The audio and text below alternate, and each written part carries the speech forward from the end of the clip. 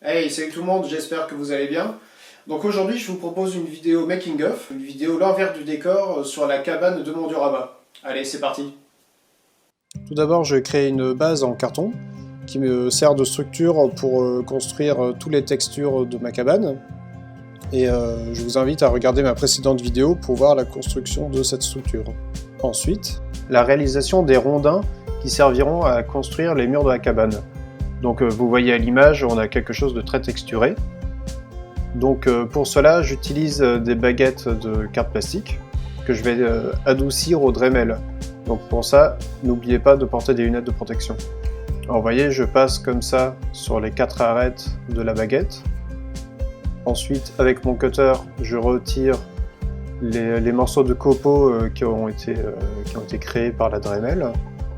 Et enfin, pour donner la texture, je viens gratter comme ceci avec un outil métallique pour représenter le fil du bois.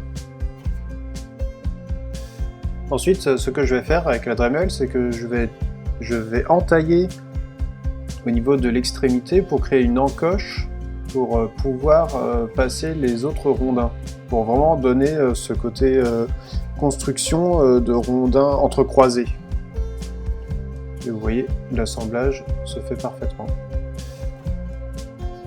Et donc voici ce que ça donne une fois l'assemblage terminé, une fois tous les rondins collés et entrecroisés.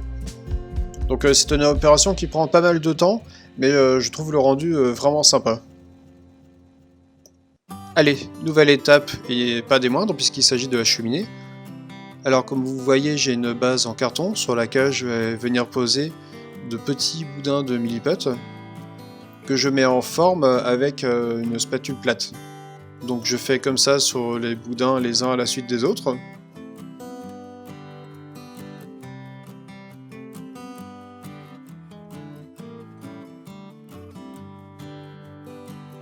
Alors comme le milliput est une pâte qui sèche relativement vite, au bout d'un moment elle devient trop dure à travailler. Et donc je vais en profiter pour venir aplanir les différentes faces des pierres, et donc pour essayer de donner un côté un peu plus dur en ayant des arêtes plus définies, plus marquées, pour éviter d'avoir un côté trop rond et trop doux à la pierre. Alors on enchaîne sur la réalisation de la fenêtre du bas. Donc pour ceci, je commence par prendre un morceau de carte plastique que je place derrière la cabane, derrière la fenêtre. Et je viens tracer comme un gabarit les dimensions de la fenêtre. Voilà, ensuite je viens marquer l'épaisseur du cadre. Donc je fais ça de 2 mm.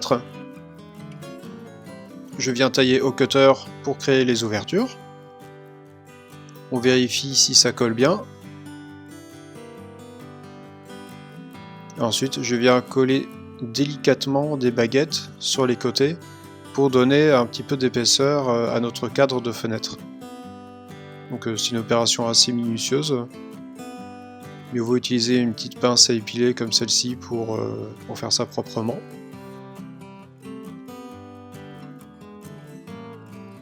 Et voilà ce que ça donne une fois la fenêtre posée. Maintenant c'est parti pour travailler l'intérieur de la cabane. Donc je commence par créer des textures de plancher sur de la carte plastique. Ensuite je viens peindre tout ça rapidement à l'aérographe.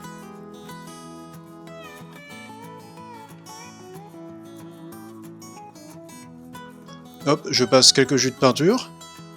Ensuite pour les fenêtres, je viens découper le cadre que je viens de coller sur de la carte plastique transparente.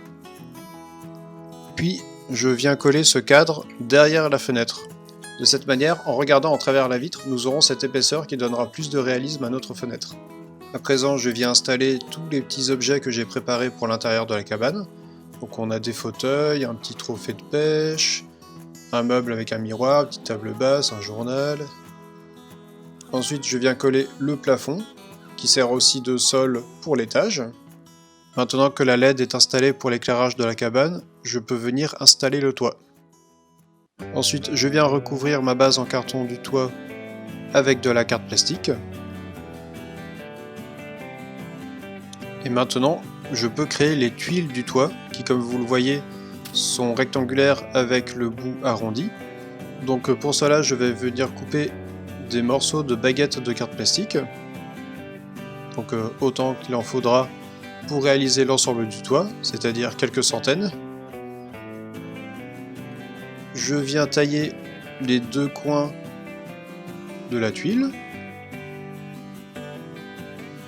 Puis avec une lime, j'adoucis les coins pour donner l'aspect arrondi de ma tuile.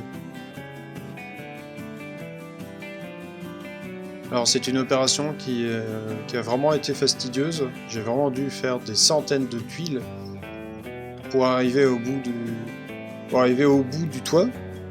Mais je pense que le jeu en valait la chandelle. Et donc pour moi, l'avantage de travailler comme ça avec des tuiles une par une, parce que je peux aussi jouer sur des irrégularités. Voilà, j'ai des tuiles qui sont un petit peu plus penchées, qui sont un petit peu décalées. Donc ça donne un petit peu plus de vie à cette cabane.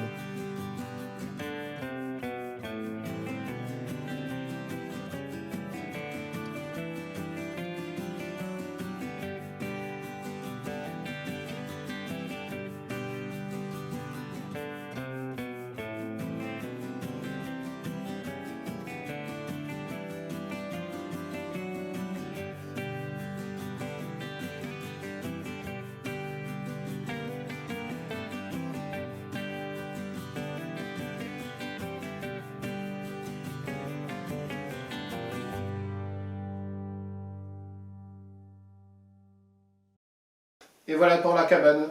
Alors il me reste encore pas mal de boulot pour ce diorama. La cabane n'était qu'une étape, mais je commence à en voir le bout. En tout cas, je vous donne rendez-vous pour de futures vidéos pour découvrir la suite de ma création. Et en attendant, n'hésitez pas à me suivre sur Facebook, sur Instagram, sur YouTube, sur Chessnutting, sur mes petits mondes. Et je vous dis à une prochaine pour une future vidéo. Salut à tous!